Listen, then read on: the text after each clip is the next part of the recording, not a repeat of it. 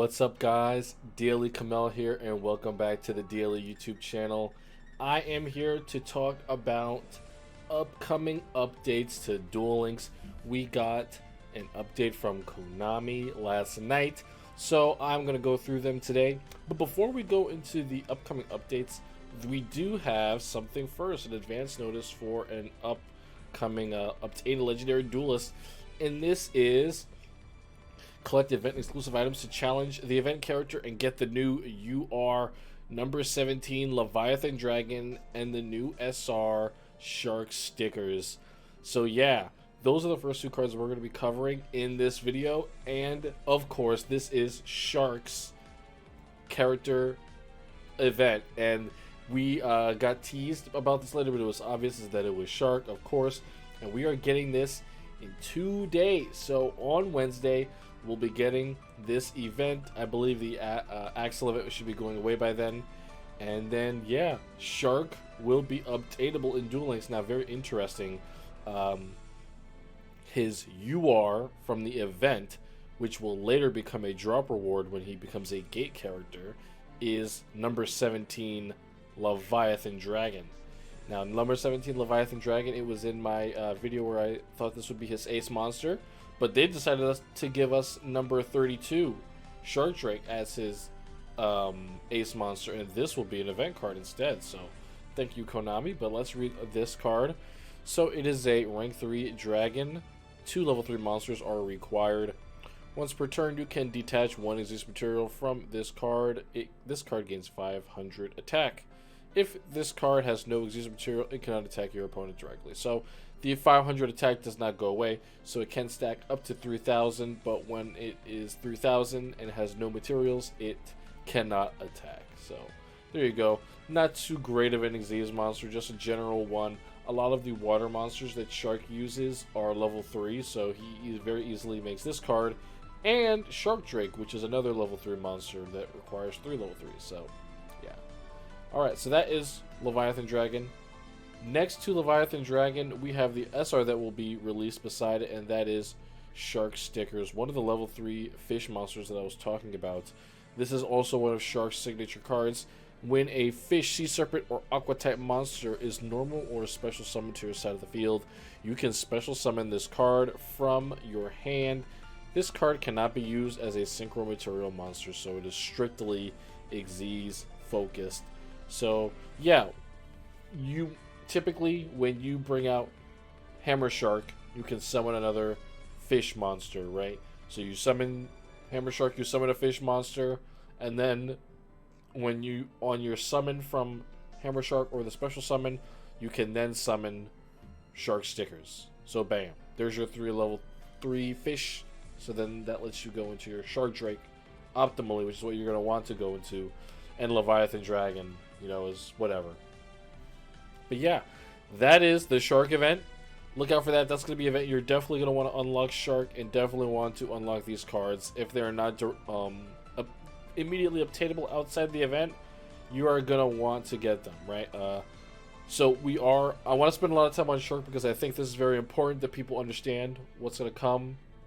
A lot of people get their hopes up when we get new characters, but even though we are getting these cards as drop rewards, I do believe that these cards will also appear in the level ups. Now, I hope they do not, but the level ups of the recent characters from Zexal World were not great, with the exception of Tori.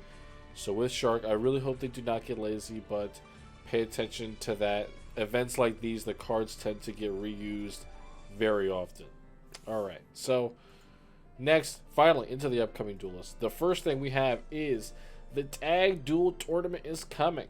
Alright, it's coming back. It felt like it was just here, and it's coming back already. We are going to get the UR. Here we go. Kachikoji Dragon. A rank 4 Xyz Dragon monster, requires 2 level 4s.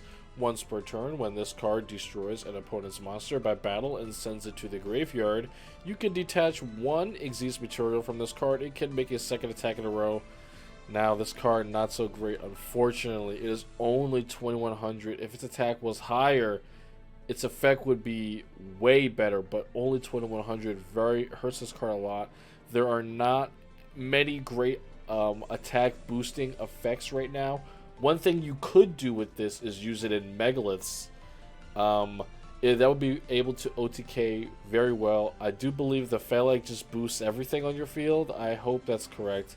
If it's not, I'm sorry I brought up some incorrect information. But yeah, that's Kachikoji Dragon. Not really great. Too low attack for it to be really useful.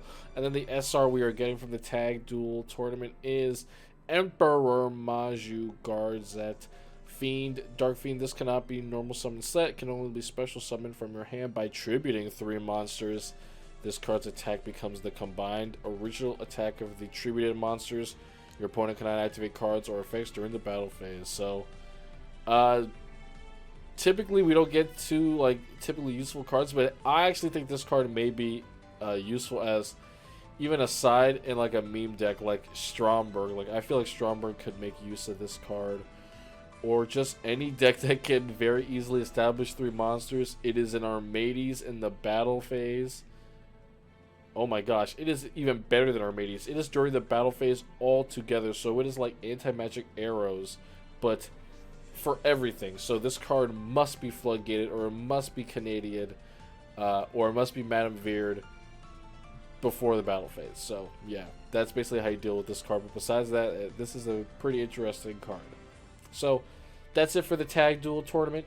Then we have a Duel Quest, which will likely be going on during the same time as the Tag Duel tournament, and that will be giving us the SR card, Mira the Starbearer.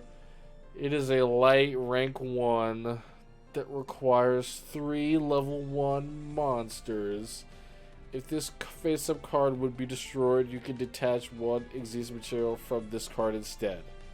Level 4 or lower monsters you control cannot be destroyed by card effects. What? That is so oddly specific. So, alright, so your level 4 or lower monsters on the field are protected from effect destruction. But if this card would be destroyed by battle, you can detach. So it's protected by battle 3 times. But if they activate card destruction, which they could use on your level 4s, they could just bypass all of your Xyz materials and just use it on this instead if they didn't want to beat around the bush. So I don't know, this card is really bad, but that's why it's an SR in Duel Quest, where you're guaranteed to get it as long as you play the game. So it's a rank 1 with 3 that requires 3 level 1. So it's our first rank 1 in the game, so let's hope we get some better ones soon. Alright, so then the KC Cup is coming the 11th is stage 1, and then stage 2 will be the 20th through the 22nd. If you're interested in the KC Cup and you are nervous about entering, maybe you were considering not entering, watch our KC Cup video where Neg1 breaks down the KC Cup meta. It will help you get prepared and help you get informed on what you're going to need to prepare for and what you're going to see. Alright, so that's all I'm going to mention on the KC Cup. Next, we have the Tour Guide Mission Bingo, which is going to be back likely during some of the, probably during the KC Cup. So you will have the chance to get the SR card Attribute Bomb. And fun fact, guys, Attribute Bomb is a tag force card. It is not a physical card. It's not in the TCG, not in the OCG. So this is Duel Links is getting it before the real life game. So Attribute Bomb, this is an equipped spell. Declare 1 attribute. If the equipped monster battles with a monster of the declared attribute, inflict 1000 damage to your opponent before damage calculation. And yikes. This card is also going to get its effect damage cut in half because it's an anime card being added to Duel Links. So it will automatically be errated. So that is very unfortunate. Only 500 damage, and then the card is gone, and then the monster's gone. That's it.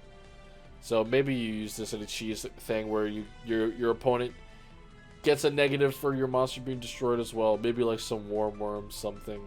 I don't know. Whatever. Not great. But that's why it's going to be Tour Guide Mission Bingo. So you'll get it anyway. Alright, so after that we have Mission Circuit, which will likely also be going on during the KC Cup, and you will be able to get the SR card Blizzard Lizard, which is also not a TCG or OCG card. This card is from the anime, and it is from the 5Ds anime. And while its effect is in Japanese here, I wanted to get the whole card on the screen for you just so I would have it for you. Now, sorry, I just want to get it correct because I did have it up. Okay, so I'll read it for you. If this card is destroyed by battle, inflict 300 damage to your opponent. So that is the non-errated effect. You can see the little 300 on the screen here on the card art. But is that going to get cut down to 150 in Duel Links, dude? Like, what? What is the point of even giving us this card? Like, this is ridiculous. 1800 defense, but like 150 life point burn, man, if it's destroyed by battle. This is a card that I hope they just keep it at 300. Like, it's just like, this is almost like a vanilla monster. Whatever. Blizzard Lizard, fine. It's not going to do anything. So next we have a raid duel in late November. It is a cubic, and it does not seem like there's any specific unlocks. I don't even know if you're going to be able to unlock a character from this one. It just looks like you're going to be able, you're just going to be working together. It's going to be a cubic raid event, and the UR you will be getting from this event will be Gaia the Fierce Knight Origin. So I have not read this card's effects, so let's get into it. It is a very long one. This card can be treated as 2 tributes for the tribute summon of a warrior monster. You can only use each effect of the following effects of Gaia the Fierce Knight Origin once per turn. You can send 1 level 5 or higher monster from your hand to the graveyard. Special summon this card from your hand during the battle phase. Quick effect. You can banish this card from your graveyard, then target 1 monster on the field whose current attack is different from its original attack. Its attack becomes its original attack. Okay, so this card, at a glance, I do not think it has a place in any deck right now as a main or a side, but its effect is pretty interesting, and it could be of use if that specific strategy, right, boosting your monster's attack and having them like always boosted, I feel would be, or maybe even just boosted in the battle phase, like it says, because that's when you're going to be able to use that effect. If that becomes a prevalent strategy, I believe it will be good. So let's read that. Battle phase, quick effect. But the thing is it activatable in the damage step? I would assume so, right? So if this were to be in the graveyard, that will be usable against like an Alistair boost or something. The Purgatory would go back down. That is only if this card is activatable in the damage step, though. And how are you getting this in the grave? Only by tributing it, it seems. So you're really going to want to play a deck around tributing for warriors, Blackluster, or other Gaias, all I can really think. So maybe we'll find some cool strategies with this. Let me know what you guys think in the comments. Seems like a very nice, very cool card. But yeah, I can't think of anything off the top of my head. So yeah, that's all that is with Gaia. Then the SR we're going to get is Magician's Valkyria. This is an OG card. Monsters your opponent controls cannot target face-up spellcasters monsters for attacks except this one. Hey, this is not that bad. It may see play. You may tech this one in your Dark Magician deck if you get it. It's a free-to-play card. You can special summon it with Magician's Navigation, and it forces your opponent to attack this. If you don't have Kaiku and you're playing Dark Magician, I don't see a point in not playing this. It's just neat to have, I suppose. Why not? Alright, so that is all for the raid event. After the raid event in November, late November as well, likely at the same time as this update, DSOD Taya Gardner will be added to the gate. So this, she's already been around a few times, so now they're just straight up adding her to the gate. Nice.